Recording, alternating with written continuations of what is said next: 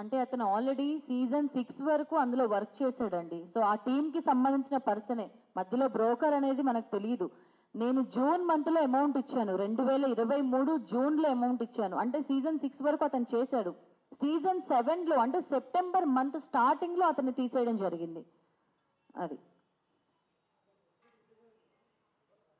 Press meet ముఖ్య ఉద్దేశం ఏంటి అని అంటే, ఒక అమ్మాయి అయినా ఒక అబ్బాయి అయినా, ఇప్పుడు యాంకర్ పప్పు మాట్లాడారు, తల్లడ సాయికృష్ణ గారు, మా అడ్వకేట్ గారు, సినీ సెలబ్రిటీస్ అందరికీ వకీల్ సాబ్, ఈవెన్ పల్లవి ప్రశాంత్ గారి ఇష్యూ చూసిన తర్వాత నేను సార్ని అప్రోచ్ అవ్వడం జరిగింది.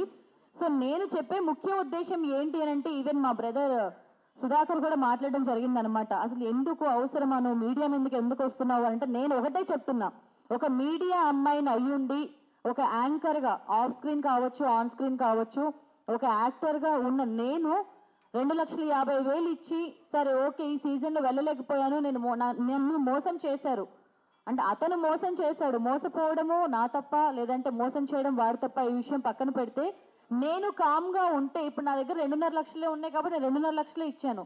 రేపటి రోజున బిగ్ బాస్ మీద ఉన్న ఇష్టంతో 10 లక్షలు ఇచ్చే వాళ్ళు ఉంటారు, 25 లక్షలు ఇవ్వడానికి రెడీగా ఉండే వాళ్ళు కూడా ఉంటారు. సో ఎవరు కూడా అమౌంట్ ఇవ్వద్దు. Not only Bigg Boss show, ఏ కార్యక్రమం కోసమైనా ఎవరైనా అమౌంట్ అడుగుతున్నారు అంటే ఆ పర్సన్ ఫేక్ అని చెప్పడం కోసం, ఇంకా ఎవరు కూడా నాలాగా మోసపోకూడదు. ఒకవేళ ఈ సీజన్ 7 వరకు కూడా ఎవరైనా అమౌంట్ ఇచ్చినట్లయితే వాళ్ళు బయటికి రావాలి అనేది నా ముఖ్య ఉద్దేశం.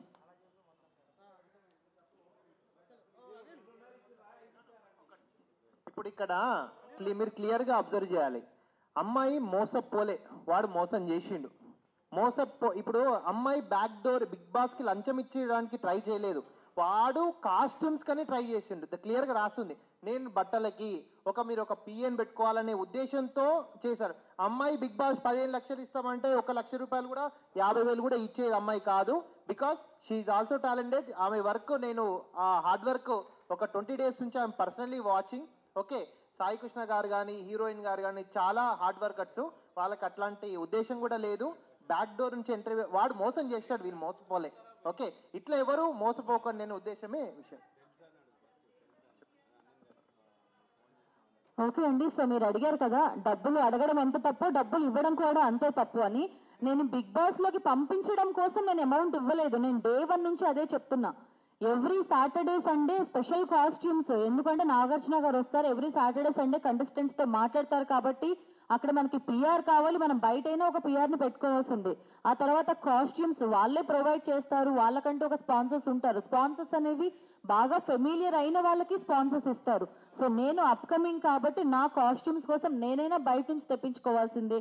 సో నాకు యాజ్ ఎ బ్రదర్గా అతను సపోర్ట్ చేస్తా అన్నాడు కాబట్టి నేను అమౌంట్ ఇవ్వడం జరిగింది.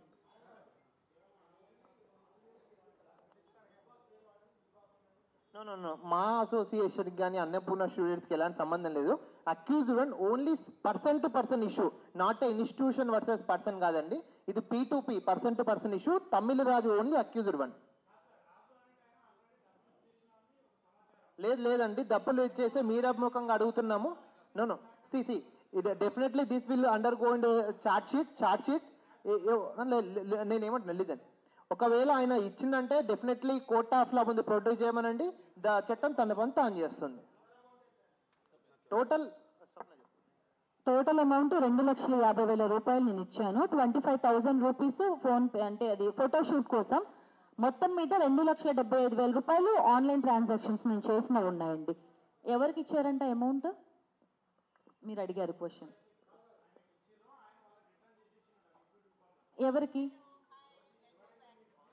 ఓకే, సో ఆల్రెడీ అగ్రిమెంట్ నా దగ్గరే ఉంది. అతను ఇచ్చిన అగ్రిమెంట్ ప్రకారం అతను నాకు అమౌంట్ ఇస్తే ఈ అగ్రిమెంట్ తను తీసుకోవాలి. అండ్ ఇంకొక విషయం, తను నాకు ఎక్కడ కలిసి ఇచ్చాడు ఏంటి, ఈవెన్ నేను కంప్లైంట్ ఇచ్చి 3-4 డేస్ అవుతుంది. మరి ఒకవేళ నేను కంప్లైంట్ ఇవ్వకముందైనా ఇచ్చిన తర్వాత అయినా ఎక్కడ అమౌంట్ ఇచ్చాడు అనేది ఆ విషయం అది తెలియాలి. కంప్లైంట్ ఇచ్చే ముందు నేను ఆయన్ను ఒక 10 డేస్ టైం ఇచ్చాను. నేను ఆయన డైలీ ఫోన్లో మాట్లాడుతున్నాము, బ్రదర్ మీరు ఇందరూ సినిమా ఇండస్ట్రీ దయచేసి ఇవ్వండి అంటే, నేను ఇవ్వను, మీరు లీగల్గా ప్రొసీడ్ అమ్మేందుకే మేము జూబ్లీహిల్స్ పోలీస్ స్టేషన్లో క్రిమినల్ కేసు పెట్టడం జరిగింది. దాదాపు 18 మంది మోసపోయారు, వాళ్ళ పేర్లు వాళ్ళ లిస్ట్ అంత ఉంది. సో కాకపోతే వాళ్ళ అమౌంట్ అంతా చిన్న అమౌంట్, 20,000 5,000 అట్లా. సో అది కూడా ఫైల్ చేస్తారు.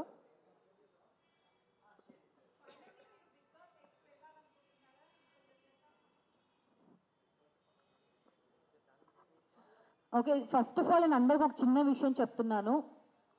అందరూ తమ్నైల్స్ చూసి నన్ను కొన్ని క్వశ్చన్స్ అడుగుతున్నారు, లేదంటే నాకు పర్సనల్గా ఫ్రెండ్స్ అయినా ఎవరైనా ఫ్యామిలీ మెంబర్స్ అయినా కాల్ చేసి అడుగుతున్నారు ఏంటి బిగ్ బాస్ టీం నిన్ను మోసం చేసిందని. నేను ఈ రోజు వరకు కూడా మా టీవీ యాజమాన్యం కానీ బిగ్ బాస్ టీం వాళ్ళు కానీ నన్ను మోసం చేశారు నేను ఎక్కడా చెప్పలేదు. మళ్ళీ మళ్ళీ మళ్ళీ మళ్ళీ ఎక్కడికి వచ్చి చెప్పమన్నా నేను చెప్పడానికి రెడీ. మా టీవీలో ప్రసారం అయ్యే బిగ్ బాస్ షో అనే కార్యక్రమం పేరు అడ్డు పెట్టుకుని తమ్మాలి అనే రాజు అనే పర్సన్ నన్ను మోసం చేశాడు తప్ప బిగ్ బాస్ టీం వాళ్ళు కానీ మా టీవీ వాళ్ళు కానీ ఎవరు నన్ను మోసం చేయలేదు. సో మీరు అడిగిన క్వశ్చన్ కూడా ఆన్సర్ ఉంది. నేను అసలు హైదరాబాద్ షిఫ్ట్ అయిందే కేవలం బిగ్ బాస్ అనే ఆ షోకి వెళ్ళడం కోసం. సో ఆఫ్ స్క్రీన్లో నేను దాదాపుగా 2013 నుంచి ఇప్పుడు 2024 వరకు 3000కి పైగా నేను షోస్ చేశాను ఒక యాంకర్గా. సో నేను అనేదాన్ని ఆన్ స్క్రీన్కి కొత్తగా అవ్వచ్చు. ఒక మూవీ హీరోయిన్గా 3 మూవీస్ చేశాను, అందులో 2 మూవీస్ రిలీజ్ అయ్యాయి. నేను అనేదాన్ని బయట ప్రపంచానికి తెలియాలి అని అంటే, నాకంటూ ఒక పేరు గుర్తింపు రావాలి అని అంటే నాకు కావాల్సింది big boss. So big boss season 8, 9, 10 నేను వెళ్ళేంత వరకు నాకు ఎంతవరకు అవకాశం ఉంటే నేను అంతవరకు ప్రయత్నిస్తాను. సో టాలెంట్ ఉంటే ప్రతి ఒక్కరికి కూడా బిగ్ బాస్ అనేది అవకాశం ఇస్తుంది. నా ప్రయత్నం అయితే అది ఎప్పటికీ ఆగదు. నేను వాళ్ళు ఎవరికి కాల్ చేయలేదండి. ఫస్ట్ ఆఫ్ ఆల్ నేను చేసిన మిస్టేక్ ఏంటి అని అంటే, నా పక్కన ఉన్న ఈ పర్సన్ ఒక 10 ఇయర్స్ నుంచి ఫీల్డ్లోనే ఉన్నారు, అక్కడ నిలబడ్డారు. డిఓపి సుధాకర్ గారు నాకు 1 ఇయర్ నుంచి తెలుసు, మా మూవీ డిఓపి మా అన్నయ్య. సో తను అంటే వీళ్ళ ఎవరిని అడగకుండా నేను ఏంటి అని అంటే ఒక్కదాన్నే వెళ్ళాలి, నేనే నా టాలెంట్ అంటే ఏంటి చూపించుకోవాలి అని చెప్పేసి, అంటే వితౌట్ ఎనీ ప్లాట్ఫామ్ ఒక యాంకర్గా నేను ఎలాగైతే వచ్చానో బిగ్ బాస్ షోలో కూడా నేనే సొంతంగా వెళ్ళాలి అని చెప్పి నేను ప్రయత్నం చేశాను. నేను చేసిన ప్రయత్నం తప్పు, అది నేను నమ్మిన పర్సన్ తప్పు. ఇంకోటి ఇందాక అన్న మీరు అన్నట్టు ఆ పర్సన్ ఎవరైతే మాకు డబ్బులు ఇచ్చారో అది అన్నారు కదా. సో డే 1 స్వప్నతో కూడా ఏమన్నారంటే క్యాష్ ఇస్తావమ్మా, ఎందుకంటే చాలా మంది ఉన్నాం పంచుకోవడానికి అని అంట. సో నేనేంటంటే ముందు జాగ్రత్తతో కొంచెం ఆలోచించే ఎవ్రీథింగ్ ఫోన్పే అంటే ట్రాన్సాక్షన్ యూపీఐ ఐడి స్వప్న అమ్మినేని అకౌంట్ నుంచి తమ్మాలి రాజు అనే అకౌంట్కి జూన్ 7వ తారీఖు 50,000, జూన్ 8వ తారీఖు 40,000, జూన్ 8 మళ్ళీ 40,000, జూన్ 9 70,000, జూన్ 9వ తారీఖు 25,000, జూన్ 9వ తారీఖు 5,000, జూన్ 10వ తారీఖు 20,000, జూన్ 13వ తారీఖు 8,000. ఇట్లా ఎవ్రీథింగ్ యూపీఐ ట్రాన్సాక్షన్తో సహా స్క్రీన్ షాట్స్ రెడీగా ఉన్నాయి. సో తను ఒకవేళ క్యాష్ ఇచ్చింది అంటే ఇలాంటి ఎలిగేషన్స్ ఈజీగా చెప్తూ ఉంటారు. మేము ఇంత చేసింది కారణం ఏంటంటే ఇన్ని లక్షలు ఫోన్పే ట్రాన్సాక్షన్ చేసినాము, అగ్రిమెంట్ ఉంది, చెక్ ఉంది కాబట్టి మేము చట్ట ప్రకారంగా మేము పోరాటం చేశాము. సో ఇక్కడ రాజు అనే పర్సన్ మాకు ఒకళ్ళు డబ్బులు ఇస్తే మేము ఇంత చేసేవాళ్ళం కాదు, ఇంకోటి వేరేలా చేసేవాళ్ళం. ఖచ్చితంగా మా టీవీకి అతను చేసిన క్రిమినల్గా తనని ఖచ్చితంగా గుర్తించి చెప్పేవాళ్ళం. సో